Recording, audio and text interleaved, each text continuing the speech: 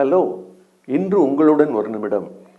நம்முடைய வாழ்க்கையின் பிரச்சனைகளை நாம் அணுகும் முறை என்பது நபருக்கு நபர் மாறுபடுகிறது.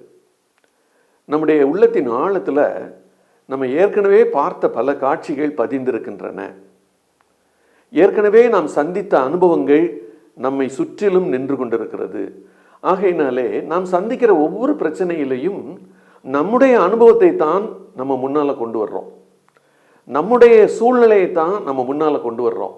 இப்படி நாம் பழகி விடுவதனால அங்கே விசுவாசம் வருவதற்கு பதிலாக சந்தேகம் தான் அதிகமாக வருகிறது.